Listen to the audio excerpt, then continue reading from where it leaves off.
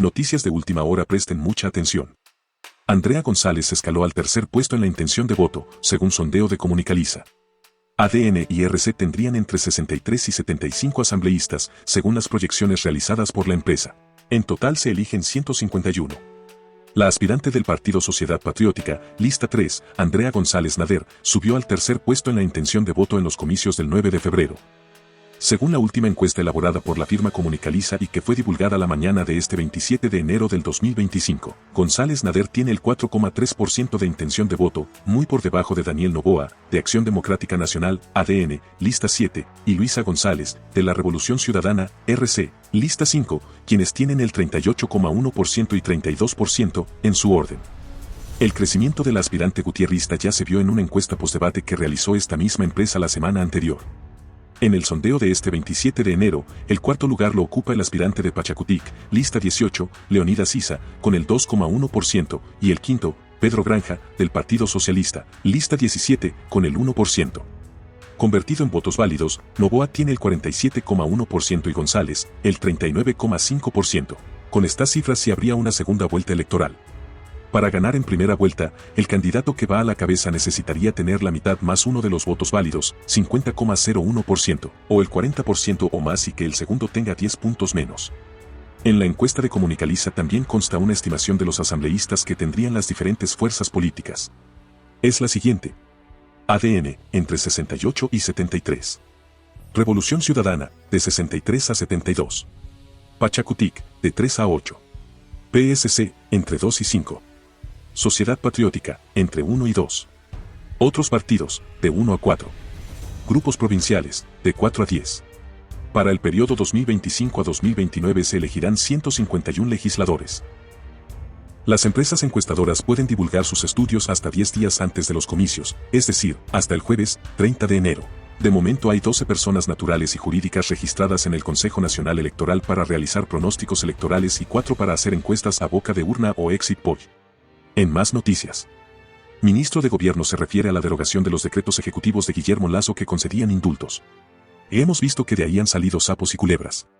El funcionario señaló que estos indultos daban la amnistía a futuro a delincuentes. Con el decreto ejecutivo 511, firmado por el presidente Daniel Noboa el pasado 22 de enero, el gobierno derogó los decretos ejecutivos 264, 265, 355, 816 y 949, firmados durante el mandato del expresidente Guillermo Lasso. Estos decretos concedieron indultos presidenciales a favor de las personas privadas de libertad que cumplían con determinadas condiciones en virtud de una sentencia ejecutoriada.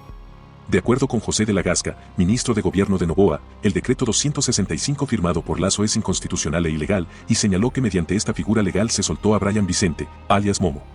Brian Vicente logró salir libre tras interponer una solicitud amparada en el decreto ejecutivo 265, que otorgaba indultos presidenciales a reos con enfermedades catastróficas o terminales y a aquellos que padezcan tuberculosis multidrogoresistente y coinfección. El recluso adujo que era portador del VIH. Él había sido condenado a 5 años de prisión por delincuencia organizada. Sin embargo, las condiciones para indultos no aplicaban para este tipo de delitos. El artículo 3 del decreto excluía de este beneficio a reos vinculados a delitos imprescriptibles, como genocidio, lesa humanidad, desaparición forzada, delincuencia organizada y otros. No obstante, su petición de indulto prosperó y logró obtener su libertad. No voy a decir casos puntuales, pero sí hemos visto que han salido sapos y culebras, indicó de la Gasca en una entrevista con Radio Centro. Para lo que ha servido, esta ilegalidad creada como decreto ejecutivo, es que se degeneró y así ha servido para burlar a la justicia. El ministro consideró que se debe analizar caso por caso, pero no se trata de afectar situaciones jurídicamente válidas que debieron haber hecho bien. En más noticias.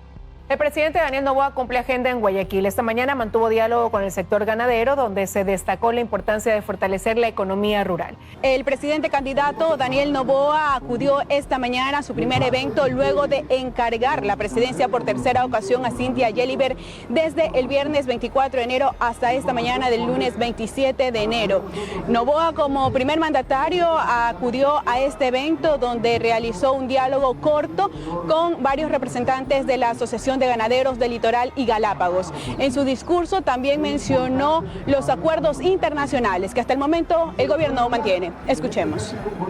Se abren las puertas para la exportación. Con los Estados Unidos ya estamos avanzando en un posible tratado de libre comercio al adherirnos a un tratado de libre comercio con países centroamericanos. Asimismo, Noboa indicó que realizará una gira a nivel internacional entre el mes de febrero y marzo para poder realizar acuerdos internacionales con al menos 4 países. Escuchemos. En el Medio Oriente vamos a tener una visita oficial en febrero y en marzo. Vamos a ir a Emiratos Árabes, vamos a ir a Qatar, a Arabia Saudita, y en abril-mayo iremos a la China. ¿Cuál es el enfoque de esto? Es trabajar en conjunto y recibir también asistencia y recursos de estos países. Noboa solo formó parte de la primera intervención ejecutada en esta mesa de diálogo, como pueden escuchar, que hasta el momento se mantiene liderada por el ministro de Agricultura y Ganadería, Danilo Palacio. En más noticias. La audiencia para la lectura de la sentencia de John Pollitt será el 30 de abril. El hijo del excontralor está vendiendo sus bienes para pagar la reparación al gobierno de Estados Unidos por $16.5 millones. La audiencia para escuchar la sentencia por lavado de activos contra John Pollitt, hijo del excontralor general del Estado, Carlos Pollitt, se realizará el próximo 30 de abril, según lo resolvió la jueza Kathleen Williams, de la Corte del Distrito Sur de Florida, Estados Unidos. Originalmente, esta diligencia debía realizarse este 30 de enero del 2025, pero por petición de la defensa de Pollitt se cambió la fecha. En el expediente se reseña que el pasado 12 de noviembre el acusado se declaró culpable del cargo de conspiración para cometer lavado de dinero y se le dispuso el decomiso de bienes equivalentes a $16.5 millones que es el monto que se habría lavado, como una reparación al Estado, pero él espera pagar ese dinero, según sus abogados. El acusado se declaró culpable por su papel en el lavado de aproximadamente $16.5 millones en fondos de los esquemas de soborno de Carlos Pollitt en Ecuador desde 2010 hasta 2018. Las ganancias de esa conspiración se han utilizado para adquirir varias propiedades inmobiliarias y otros negocios en el sur de Florida y otros lugares. Como parte del acuerdo de declaración de culpabilidad, el acusado acordó perder aproximadamente $16.5 millones. Desde que se declaró culpable, el acusado ha estado vendiendo propiedades y otros activos para satisfacer el monto de la pérdida, indicó la defensa del empresario. En uno de los escritos se indica que, según las conversaciones con el abogado defensor, hay 2 propiedades que tienen contratos vigentes para la venta que satisfacen parcialmente el monto de la confiscación, y que ellos creen que el acusado podrá vender activos adicionales en los próximos meses para poder pagar el monto de los bienes que le fueron confiscados. El gobierno no cree que el acusado represente un peligro para la comunidad mientras se encuentre bajo fianza, y por eso se le concedió el cambio de la fecha de la audiencia. Abogados que han seguido el caso señalan que si Pollitt logra reunir el dinero para pagar lo que debe al Estado podría obtener beneficios en su sentencia. En principio se lo podría condenar a una pena de entre 70 y 87 meses de cárcel, entre 5 y 7 años, según el acuerdo de culpabilidad de noviembre pasado. Puede ser hasta de 10 años, pero el número final de la guía de sentencia sugerida está en el Present Tense Investigation Report, que está sellado, solo lo pueden ver los abogados, el gobierno, la corte y probatoria, explicó Belén Enríquez, abogada litigante con sede en Miami. El excontralor ecuatoriano fue condenado a 10 años de cárcel por lavado de activos en octubre pasado. Su hijo fue acusado de participar en el esquema de corrupción que lideró su padre. En más noticias. Luego de tensiones entre Colombia y Estados Unidos, el gobierno de Gustavo Petro da marcha atrás y recibirá a inmigrantes deportados. Colombia evitó una dañina guerra comercial con Estados Unidos, llegando a un acuerdo para aceptar que los migrantes deportados sean devueltos en aviones militares, después de una serie de amenazas del presidente Donald Trump que incluyeron fuertes aranceles. Colombia dijo el domingo por la noche que había aceptado todos los términos del presidente Trump, incluida la aceptación irrestricta de inmigrantes que ingresaron ilegalmente a Estados Unidos. Disminuye la tensión diplomática entre Colombia y Estados Unidos. El gobierno de Gustavo Petro aceptó el ingreso de vuelos militares con migrantes deportados por Estados Unidos.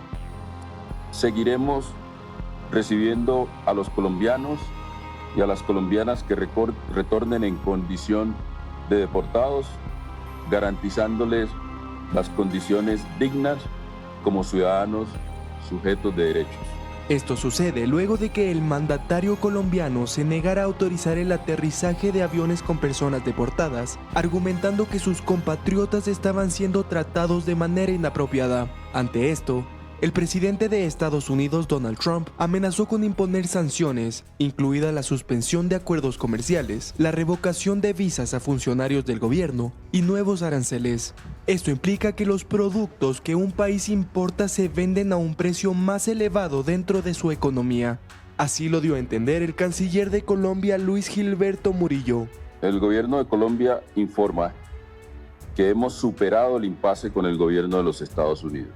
En las nuevas medidas que exige Estados Unidos incluyen la repatriación sin restricciones de los migrantes colombianos, incluso a través de vuelos militares de Estados Unidos, sin limitación o retraso. El gobierno colombiano reconoció que las tensiones fueron resueltas y que se mantendrán los canales diplomáticos abiertos para garantizar los derechos y la dignidad de sus ciudadanos. Además, anunciaron que una delegación viajará a Washington para garantizar la implementación de estos acuerdos. Por su parte, la Casa Blanca detalló que, tras este acuerdo, las sanciones y los aranceles impuestos a Colombia se mantienen en suspenso, a la espera de que se cumpla con lo pactado. Este lunes, Roberto Romero será posesionado por la Asamblea Nacional como superintendente de bancos. Esto luego de que la Corte Constitucional se pronunciara e indicara que está siguiendo el proceso de la designación de esta autoridad. La superintendencia de bancos por fin tendrá estabilidad en cuanto a su primera autoridad este lunes, cuando Roberto Romero sea posesionado como superintendente de bancos.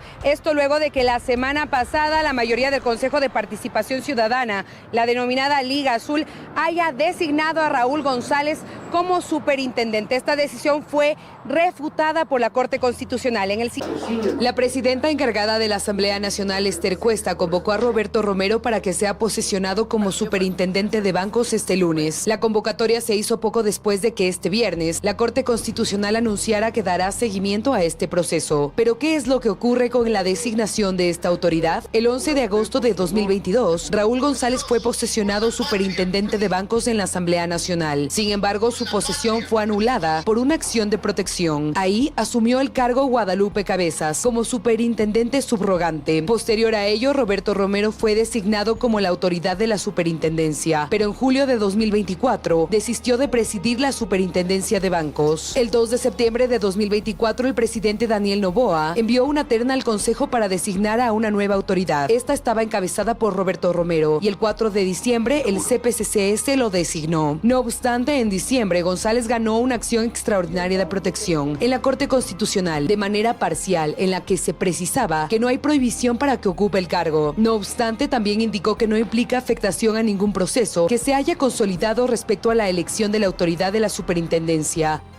Sin embargo, la denominada Liga Azul del Consejo de Participación Ciudadana hizo una interpretación extensiva de la sentencia de la Corte Constitucional y decidió que González sea superintendente de bancos desde 2025 hasta 2027 y que Roberto Romero ocupe la superintendencia desde 2027 hasta 2032. Y Roberto Romero denunció ante la Corte Constitucional a los consejeros de participación Augusto Verduga, Yadeira Saltos, Eduardo Franco Loor y Nicole Bonifaz para que sean destituidos. Posterior a ello, la Fiscalía allanó el 24 de enero las oficinas de estos funcionarios. Ese mismo día, la Corte Constitucional inició la fase de seguimiento a la sentencia sobre la elección del superintendente de bancos y refutó la decisión de la Liga Azul. Así, respondiendo a un oficio enviado por el presidente del CPCCS, Andrés Fantoni, a la Asamblea Nacional, Esther Cuesta, presidenta encargada del Legislativo, hizo la convocatoria para que esta tarde Roberto Romero sea posesionado superintendente de bancos. La Corte Constitucional podría resolver la destitución de los 4 consejeros de Participación Ciudadana que votaron por la designación de Raúl González como superintendente de bancos. En el organismo existen 2 antecedentes de hechos similares que terminaron en destitución. Ha vuelto a ocurrir. El Consejo de Participación Ciudadana y Control Social pasa por encima de un dictamen de la Corte Constitucional. Lo hizo cuando Hernán Ulloa lo presidía y desde ahí se dilató el nombramiento de un nuevo presidente del Consejo de la Judicatura. En enero de 2023, los 7 entonces consejeros fueron destituidos por la Corte Constitucional, desde donde se consideró que se incumplió la disposición de nombrarlo de inmediato. En una reedición de este episodio en octubre de 2023, la Corte Constitucional puso la mira sobre la mayoría del Consejo de Participación Ciudadana, que entonces intentaba revisar algunas de las decisiones del Consejo Transitorio blindadas por la Corte Constitucional. Pero entonces se resolvió solamente destituir al presidente del organismo, Allen Berbera, a criterio del constitucionalista Ismael Quintana, una medida a medias que pretendió aleccionar. Para todos fue incomprensible en ese momento que la Corte adopte una decisión a medias, es decir, que no haya medido con la misma vara a todos los consejeros que con su voto contribuyeron al incumplimiento de un dictamen interpretativo de la Corte. En ese entonces el juez Enrique Herrería salvó su voto concluyendo que Augusto Verduga, Yadira Saltos y Joana Verdesoto también debían ser destituidos. Una oportunidad que pudo haber sido la última, pues la llamada Liga Azul vuelve a protagonizar un episodio similar al hacer mayoría y echar abajo la designación del superintendente de bancos. Pero esta vez la sanción podría ser más dura. Porque se resuelve con 4 votos de 7 que el superintendente de bancos no es el señor Romero Fontbucal, sino el señor Raúl González, y se decide oficiar a la Asamblea Nacional aquello para que se tomen las decisiones. La Corte no tiene otra opción, salvo que pretenda hacer de sus sentencias papel mojado, que espero y creo que no es así, pero no tiene otra opción que tomar la decisión de destituir a los 4 consejeros. Dado que se trata de un proceso de verificación de cumplimiento de sentencia, la decisión de la Corte Constitucional en este caso, considera Quintana, no debería tomar más de 2 semanas, aunque en la práctica no tiene un tiempo límite para el efecto. El líder opositor venezolano y reconocido por varios países como presidente electo Edmundo González llegará al Ecuador en las próximas horas para cumplir con una amplia agenda. Su itinerario incluye un acercamiento con la comunidad venezolana en el país. Cerca de 3.500 venezolanos se congregarán en el centro histórico de Quito este martes para recibir a quien señalan es su presidente electo, Edmundo González. La comunidad venezolana en el país, que bordea los 300.000 ciudadanos, lo espera con amplias expectativas. Para ellos, esta visita es un paso más a una anhelada transición democrática. Están dadas las estrategias, están dadas los apoyos internacionales que se están construyendo. Estamos muy emocionados de poder recibir a nuestro presidente constitucional. A partir de eso nosotros tendremos unas reuniones con el presidente y con la comitiva que viene con él para hablar temas de lo que es la migración, de la aceptación del Ecuador con los venezolanos en el país. La visita de Edmundo González al Ecuador forma parte de una gira por América para consolidar su reconocimiento como presidente electo en las urnas el 28 de julio del año pasado. De acuerdo a representantes del Comando 20 Venezuela en Ecuador, bajo esta misma línea asistirá a las 9 de la mañana a una reunión con el presidente Daniel Noboa. Luego saldrá al balcón a saludar a sus partidarios y a las 12:30 asistirá a un almuerzo en el salón de banquetes del Palacio de Carondelet, evento al que fueron invitadas varias autoridades como el alcalde de Quito, Pavel Muñoz, el alcalde de Guayaquil, Aquiles Álvarez, y la prefecta de Pichincha, Paola Pavón. Todos declinaron a la invitación realizada por el primer mandatario. Finalmente, a las 3 de la tarde recibirá un reconocimiento por la Universidad de las Américas. Nos da el apoyo en recibir a nuestro presidente electo Edmundo González Urrutia, en unión con la libertad y la democracia de nuestro país hermano. Todo lo que pueda unir a los venezolanos que estamos en el exterior bajo una misma lucha y todos los que son los esfuerzos internacionales que se hagan para el reconocimiento de Edmundo González, los aplaudimos desde acá. El siguiente destino del líder opositor será Perú, donde se reunirá con la presidenta Dina Boluarte y la comunidad venezolana residente en el vecino país.